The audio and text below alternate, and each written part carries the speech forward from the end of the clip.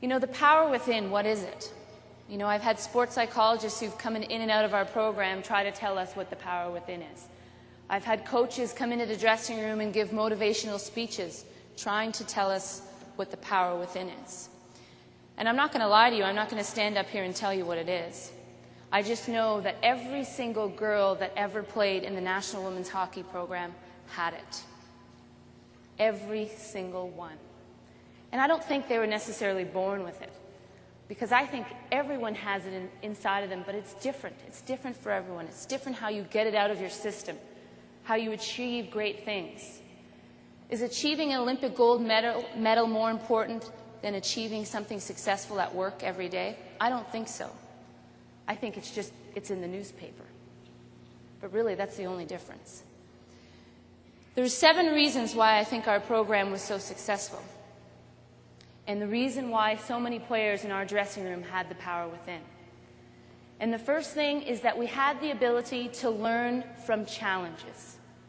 Every single day, life throws us challenges. Some are small, some are big. I do a lot of work with the Ronald McDonald House here in southern Alberta, here in Calgary. And to watch some of those kids come through that house, some of them suffering with cancer, some of them who've been in car accidents, those are real life challenges. Those are challenges that many of us maybe have faced. The things I'm talking to you about are those challenges that we face at work every day, those challenges that my teammates faced in the dressing room, but they're real. They make you feel the same way regardless of the type of challenge. You know, in 1998, we went to the first ever Olympics for women's hockey. And as a Canadian hockey player and a Canadian hockey team, we were by far the favorites going in. And we lost. We brought home a silver medal. Now, as a Canadian hockey player, anything but gold is unacceptable. That's what you train for. That's what you put the jersey on for. That's what it's about. So we didn't even want to come home from Nagano, Japan, because we felt like we'd let down our entire country. We were embarrassed, and we were just extremely disappointed.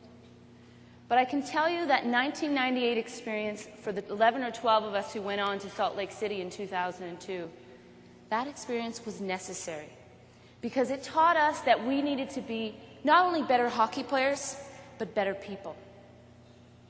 Learning from challenges. Sometimes we wonder why they're there, why they show up in our regular lives, in our daily lives. But it's because you need to learn something. And sometimes we need those challenges just to sort of point us in that right direction. I remember the day after that loss, I ran into a great Canadian speed skater, Susan Ock.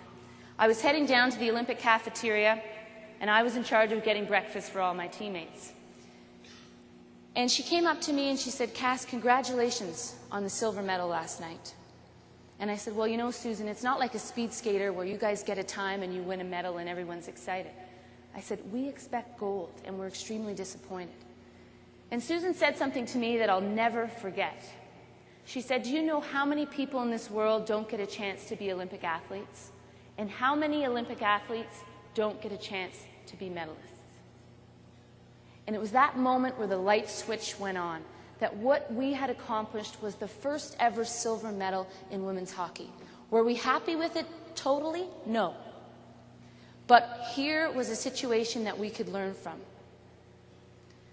That silver medal, I can guarantee you, was a big reason why we won gold in Salt Lake City in 2002.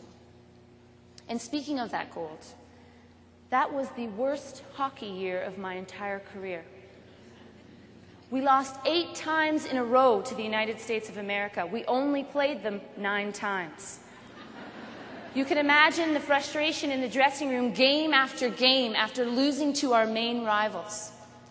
The media prior to going to that Olympic Games was saying we were too slow. Canada was not good enough to beat the United States. In the semifinal game, we were down 3-2 going into the 3rd period. The first time it had ever happened in international hockey, where a Canadian team is down, a women's Canadian team is down to an international opponent in the semifinal. We came back in the 3rd period and beat them 7-3. In the gold medal game,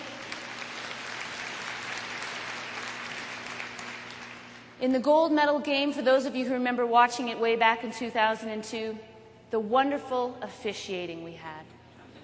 16 penalties called total, 8 in a row to their 7. But I can tell you something.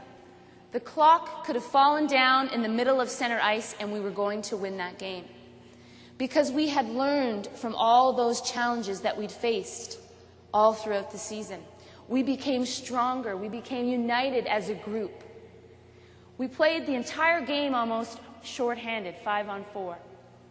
And there was 5 key players sitting on the bench who were only power play players, didn't see a lot of ice time.